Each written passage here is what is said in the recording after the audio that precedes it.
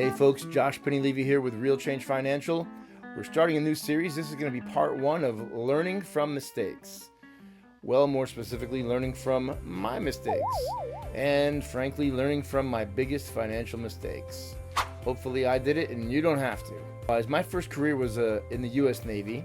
When I got out at age 31, I had 1 month's salary in a checking account. And I had, because I followed the conventional wisdom of putting money away in a retirement fund, I chose an aggressive growth mutual fund inside of a traditional IRA.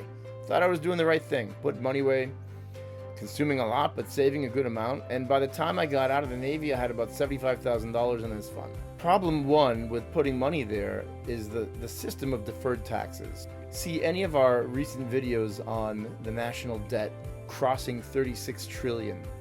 There's no recourse for our government to stay operational other than raising taxes in the short, intermediate, maybe even the long run, but for everyone. There's no way around it. Our interest in the debt is $1 trillion a year. That being said, when you're in a deferred tax plan, I would rather pay the tax rate now. Come to think of it, I ended up doing that when I took the money out of the IRA. In general, better to pay taxes now and let that money grow in your retirement fund tax-free. Because now, at full strength, at retirement, when you have to draw the money down to live, the taxes will be higher. So people who are just waiting for the future, it's inevitable that their taxes will be higher on those funds, all deferred tax funds. And that goes for IRA, 401k, the military version of 401k, the TSP, Thrift Savings Plan.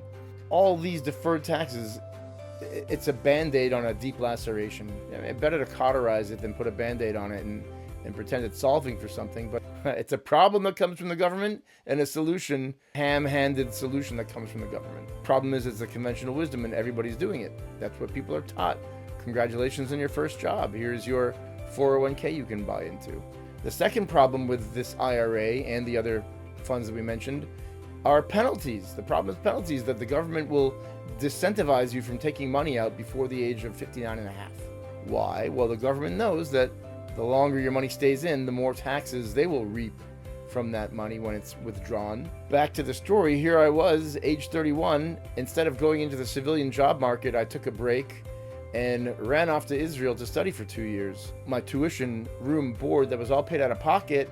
That 1 month lasted a couple months in Israel, and the 1 month of salary. And then I'm tapping into the IRA. I had no other choice. Now, it could be in the back of my mind I knew I was paying the penalty, but I had nothing else I could do. That was the only money I had to live on. So after 2 years overseas, another half a year in Brooklyn, marriage, looking for a first job, that fund was gone. $75,000 gone, taxes paid. I finally met up with an accountant. So I don't think I even filed taxes while I was overseas, not earning an income. I got caught up to speed.